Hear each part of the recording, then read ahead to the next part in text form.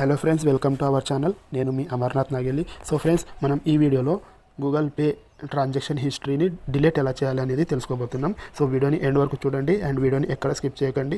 Okay, so మన ఛానల్ని subscribe చేసుకొని బెల్ నోటిఫికేషన్ని ఆల్ పైన సెట్ చేయండి. వీడియో మీకు నచ్చితే లైక్ చేయండి. ఓకే, సో ఫస్ట్గా మనం గూగుల్ పే అప్లికేషన్లోకి అయితే వెళ్ళాలి. సో గూగుల్ పే అప్లికేషన్లోకి వెళ్ళిన తర్వాత ఇక్కడ మనకి ఇక్కడ హోమ్ పేజ్లోకి అయితే వచ్చేస్తాము. హోమ్ పేజ్లోకి వచ్చిన తర్వాత ఇక్కడ ఏదైతే ప్రొఫైల్ ఐకాన్ ఉంటుంది కదా, సో ప్రొఫైల్ ఐకాన్ పైన క్లిక్ చేస్తే ఇక్కడ మనకి సెట్టింగ్స్ ఉంటుంది. అంటే కిందికి కొంచెం స్క్రోల్ డౌన్ చేసేస్తే సెట్టింగ్స్ అని ఉంటుంది. సో సెట్టింగ్స్ పైన క్లిక్ చేసిన తర్వాత ఇక్కడ మనకి ప్రైవసీ అండ్ సెక్యూరిటీలోకి అయితే వెళ్ళాలి. సో ప్రైవసీ అండ్ సెక్యూరిటీలోకి వెళ్ళిన తర్వాత ఇక్కడ డేటా అండ్ పర్సనలైజేషన్ అని ఉంటుంది. పర్సనలైజేషన్లోకి వెళ్ళిన తర్వాత ఇక్కడ మనకి ఎక్కడ కూడా క్లిక్ చేయకుండా ఇక్కడ గూగుల్ అకౌంట్ అని బ్లూ కలర్లో ఉంటుంది కదా ఒక నోట్ కింద. సో ఇలా గూగుల్ అకౌంట్ అని ఉంటుంది కదా, దానిపైన అయితే క్లిక్ చేయాలి. సో దానిపైన క్లిక్ చేసిన తర్వాత ఇక్కడ క్రోమ్ బ్రౌజర్లోకి అయితే తీసుకెళ్తుంది. ఆటోమేటిక్గా రీడైరెక్ట్ అయితే అయిపోతుంది.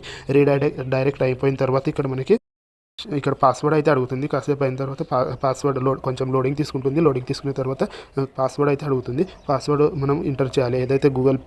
ఏదైతే మనము ఈ జీమెయిల్ ఐడి కోసం క్రియేట్ చేసుకున్నామో పర్టికులర్ పాస్వర్డ్, సో అదైతే ఇక్కడ ఎంటర్ చేయాలి. ఓకే, నేను ఎంటర్ చేసేస్తాను. ఓకే, సో ఎంటర్ చేశాను గైస్. ఎంటర్ చేసిన తర్వాత ఇక్కడ మనం కంటిన్యూ పైన అయితే క్లిక్ చేద్దాం. సో కంటిన్యూ పైన క్లిక్ చేసిన తర్వాత ఇక్కడ మళ్ళీ ఒకసారి కంటిన్యూ చేయమని అడుగుతుంది. కంటిన్యూ చేసిన తర్వాత ఇక్కడ మనకి అయితే కనపడుతుంది గూగుల్ పే ట్రాన్సాక్షన్ అనేది మొత్తం కనపడుతుంది. ఇలా కిందికి స్క్రోల్ డౌన్ చేసిన తర్వాత పేమెంట్ ట్రాన్సాక్షన్ అండ్ యాక్టివేట్ అని అడుగుతూ ఉంటుంది. దానిపైన జస్ట్ దాని కిందనే ఇక్కడ మనకి చాలా అయితే ఇప్పటివరకు ఎన్ని అయితే ట్రాన్సాక్షన్ చేసాం కదా, సో అవన్నీ ఇక్కడ కనపడతాయి. ఓకే, ఇక్కడ లాస్ట్ ట్రాన్సాక్షన్ ఏదైతే 250 రూపీస్ అని ఉంది కదా, సో అది మనం ఇక్కడ డిలీట్ చేసేసి చూద్దాం. ఓకే, సో నేను మీకు ఫస్ట్గా అది ట్రాన్సాక్షన్ ఉందా లేదా చూపిస్తాను. ఇక్కడ టైం కూడా చూడండి, 8:59 PM అని చెప్పేసి ఉంది. సో ఓకే, సో ఫస్ట్గా నేను గూగుల్ పే అప్లికేషన్లోకి అయితే వెళ్ళి చూపిస్తాను. ఓకే, సో ఇక్కడ చూడండి.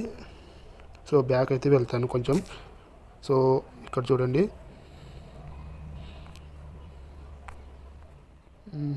సో ట్రాన్సాక్షన్ హిస్టరీ అని చెప్పేసి ఉంది. సో ఇక్కడ చూడండి. సో ఇక్కడ 250 రూపీస్ అని ఉంది. సో 250 రూపీస్ మనకి సెండ్ చేశారు. ఇక్కడ 8:49 PM అని చెప్పేసి ఉంది కదా, టైం కూడా కరెక్ట్గానే ఉంది. సో నేను అది డిలీట్ చేసి చూపిస్తాను. ఓకే, సో డిలీట్ ఇక్కడ చూడండి. సో ఇక్కడికి వెళ్ళిన తర్వాత ఇది డిలీట్ అయితే చేసి చూపిస్తాను. ఓకే, ఇక్కడ డిలీట్ అయితే అయిపోయింది. సో డిలీట్ అయిన తర్వాత ఇక్కడ చూడండి. ఇక్కడ అంటే కన్ఫర్మ్గా డిలీట్ అయితే కంప్లీట్ అయిపోయిందని చెప్తుంది. ఇక్కడ మనం సింపుల్గా గాట్ ఇట్ అని చెప్పేసి చెప్తాం. ఓకే, గాట్ ఇట్ అన్న తర్వాత మళ్ళీ గూగుల్ పే ఆప్షన్లోకి అయితే వెళ్దాం. గూగుల్ పే ఆప్షన్లోకి ఇక్కడ చూస్తే రిఫ్రెష్ చేస్తే ఇక్కడ మనకి కనపడదు. ఓకే చూడండి. ఓకే, ఇక్కడ కనపడదు, వెళ్ళిపోయింది, డిలీట్ అయిపోయింది. మళ్ళీ ఎప్పుడు కూడా కనిపించదు గూగుల్ పే అప్లికేషన్లో. బట్ మనకి బ్యాంక్